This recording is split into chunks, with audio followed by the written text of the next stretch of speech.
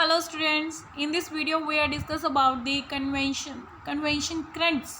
Normally convention currents होता क्या है। सबसे पहले हम कन्वेंशन के बारे में पढ़ेंगे। कन्वेंशन होता क्या है? The process of transfer of heat in liquid और गैस, नॉट इन सॉलिड।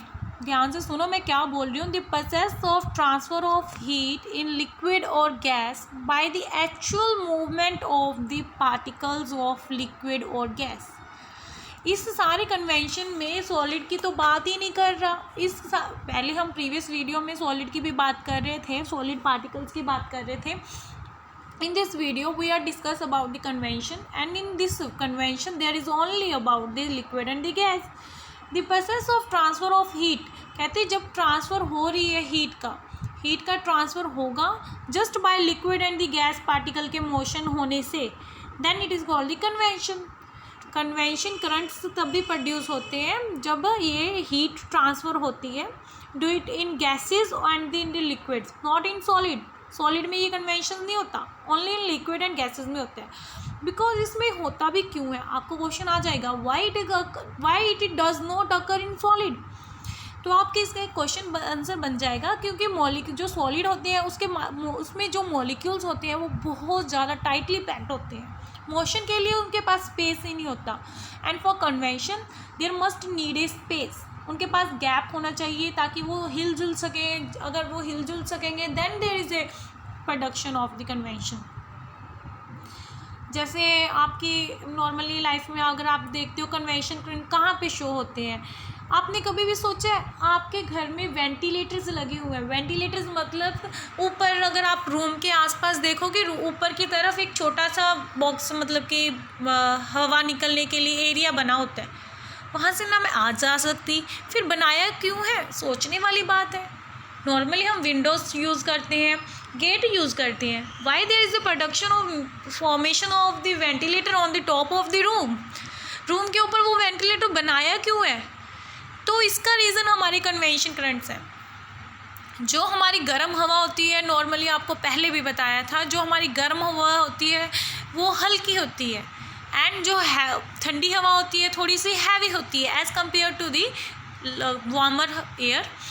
जो गर्म हवा है वो ऊपर चली जाएगी, ठंडी हवा नीचे रहेगी। तो हमारी गेट से, विंडो से तो ठंडी हवा अंदर आ जा सकती है, बट अब गर्म हवा को भी बाहर निकाल लेना तो गर्म हवा हमारे कन्वेंशन करंट्स के अकॉर्डिंग बाहर हमारे वेंटिलेटर से निकल जाएगी। This is how the ventilators are present and occurs, and जो हमारी गर्म हवा है बाहर निकल दी जाएगी। अगर आपने घर में किचन में देखा होगा तो चिमनीज़ लगी होती हैं। नॉर्मली वो चिमनी ऊपर ही लगाई जाती है, क्यों? गर्म हवा जैसे आएगी वो चिमनी में से बाहर निकल जाएगी। नॉर्मली आप हीटर को देखोगे, कभी भी घर में कभी हीटर लगाया जाता है तो कहाँ पे लगाया जाता है? एसी कहाँ पे लगाया जाता है? सोचने वाली बात है। इतनी छत पे ऊपर से लगा देते हैं एसी घर में, क्यों लगाते हैं एसी ऊपर? क्यों? आपको पता अभी बताया मैंने, जो हमारी गर्म हवा होती है वो हल्की होती है, ऊपर होती है, एंड ठंडी हवा नीचे होती है। अगर एसी मैंने ऊपर लगाया है तो वो ऊपर वाली गर्म हवा को ठंडा कर देगी। जैसे ही उसको ठंडा कर देगी उसके एयर मॉलिक्यूल्स, पार्टिकल्स हैवी हो जाएंगे। जैसे ही वो हैवी हो जाएंगे वो नीचे फ्लो करने लग जाएंगे, नीचे आने लग जाएंगे, जिसके कारण हमारा रूम ठंडा हो जाएगा। बट अगर हम एसी को नीचे लगा लेते हैं तो पूरा रूम कूल नहीं हो पाता। इतने ऊपर इंस्टॉल करने का रीज़न यही है क्योंकि गर्म हवा हल्की होती है as compare to the cold air. इस चीज़ का ध्यान रखना चाहिए। तो आप अपने आसपास चीज़ों को ऑब्जर्व किया करो, कोई भी चीज़ कहाँ पे क्यों लगाई है। सोचने वाली बात थी कि एसी इतना ऊपर क्यों लगाया है। This is due to your convention currents. ये तो हमारे फिजिकल वर्ल्ड में हो गया। Now we are discuss about the convention currents in the natural life, means daily life में हम आसपास तो देख लिया, अब हम नेचर के अकॉर्डिंग करेंगे। नॉर्मली क्या होता है, धरती है हमारी, एक साइड पे आप पिक्चर में देखोगे लैंड है, एक साइड पे आप देखोगे वाटर है। इसमें क्या है आपको पता है, नॉर्मली जो लैंड है ना हमारा जल्दी गर्म हो जाता है as compare to the water. Land gets heat up quickly, वो जल्दी गर्म हो जाता है। अगर आप दिन में बात करो, सनलाइट उसको जल्दी गर्म कर देता है। जैसे ही गर्म हो गया तो उसमें गर्म हवाएं भी चलेंगी। एयर वार्म हो जाएगी उसके ऊपर वाली। अगर एयर वार्म होगी तो वो हल्की हो जाती है। आपको बताया कि कोई भी गर्म हवा है वो हल्की होती है, ऊपर उठने लग जाएगी and becomes less dense and rises. ऊपर जैसे ही उठने लग जाएगी वो ऊपर जाएगी, एयर उसके ऊपर जाते जाते वो कूल होनी शुरू हो जाएगी। जैसे ही कूल होनी चली जाएगी वो समुंदर के वाटर के ऊपर से अगर पास होती है तो वहाँ से कूल होते होते वो सी के ऊपर जा रही है, वहाँ से ठंडी हवा वापस हमारी धरती पे आ रही है। तो इस चीज़ को हम बोलते हैं सी ब्रिज। सी ब्रिज में क्या होता है कि अगर आप मॉर्निंग की बात कर रहे हो, मॉर्निंग टाइम में अगर हम किसी बीच के पास बैठे होते हैं, अगर आप वाटर वाले एरिया के पास बैठे हो, आपको बहुत ठंडी ठंडी हवा आती है। तो this is the due to convention currents. Convention currents में क्या होता है, ठंडी हवा हमें समुंदर से, हमारी धरती ज़्यादा गर्म हो रही है, इसी के कारण ही आ रहा है। This is called the convection current. The cool air from sea blowing towards the land. सी से अगर लैंड की तरफ आए तो इसे बोलते हैं सी ब्रिज। सी से ठंडी ठंडी हवा आ रही है तो इसे सी ब्रिज भी कहा जाता है। अगर लैंड से ठंडी ठंडी हवा आए तो आप लैंड ब्रिज कहोगे। Like this in the picture, आप रात की पिक्चर देखो, इसमें नीचे वाली पिक्चर में देखो, नीचे वाली पिक्चर में आप देखोगे रात होगी।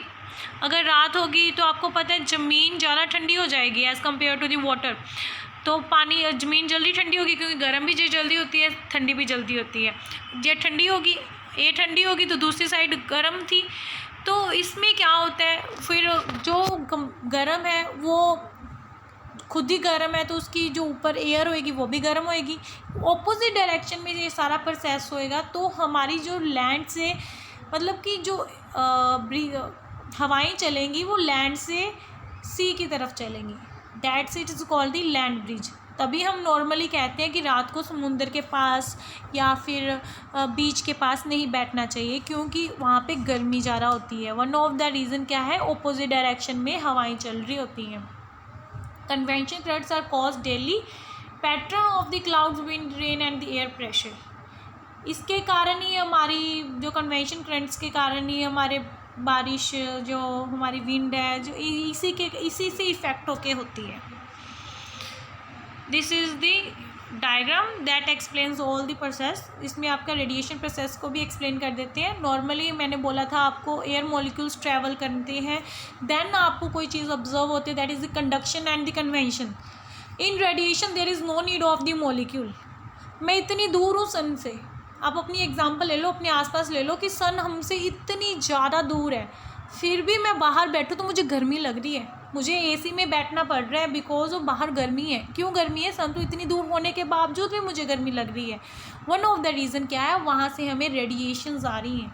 रेडिएशंस क्या होता है, जब solar energy reaches the earth surface through the radiation. Radiations में क्या होता है, without any actual movement of the molecule, कोई मॉलिक्यूल मूव नहीं कर रहा। क्योंकि आपको पता है कि अगर हम यूनिवर्स में बात करें, यूनिवर्स में कोई भी मीडियम नहीं है, देयर इज़ अ वैक्यूम, वहाँ पे कोई मॉलिक्यूल नहीं है, ट्रैवल नहीं कर रहा कोई मॉलिक्यूल। तो हमें विदाउट एनी मॉलिक्यूल के भी मुझे हीटिंग प्रोवाइड हो रही है, that is called the radiation. Radiation में क्या है, transfer of heat from hot body to cold body without any medium. इस चीज़ का ज़रूर याद रखना कि रेडिएशन में कोई मीडियम नहीं होता। Without any medium there is a heat is produced. Application of the convention ये आपको अभी एक्सप्लेन किए हैं मैंने, कहाँ कहाँ पे यूज़ होती हैं, तो आप इसको भी पढ़ सकते हो, इसके बारे में आप पढ़ लेना। रेडिएशंस एप्लीकेशंस, रेडिएशंस हमें हीट प्रोवाइड कर रही हैं।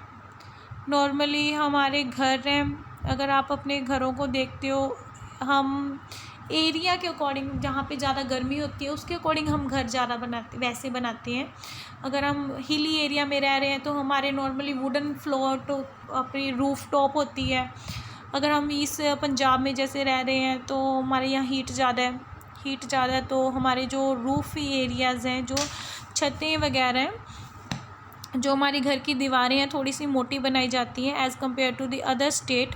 एंड लाइक इन राजस्थान वो उसमें जो डबल ट्रिपल लेयर्स भी बना देते हैं। हम जैसे गर्मियों में लाइट कलर के कपड़े पहनते हैं, सर्दियों में डार्क कलर के कपड़े पहनते हैं, बिकॉज आपको पता है कि जो डार्क कलर है वो हीट को ज़्यादा एब्जॉर्ब करता है as compare to the light colours.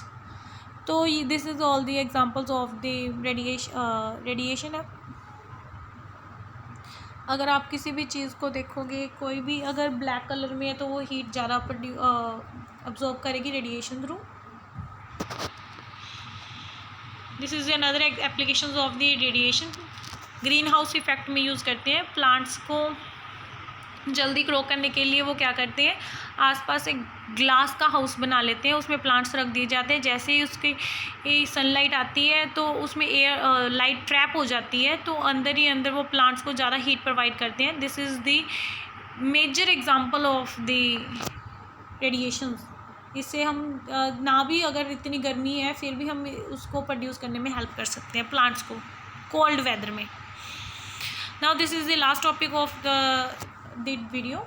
इसमें क्या है, थर्मस फ्लास्क की बात कर रहे हैं। थर्मस फ्लास्क घर में जो आपकी चाय की केटल है ना, उसको आप माइंड में रखो।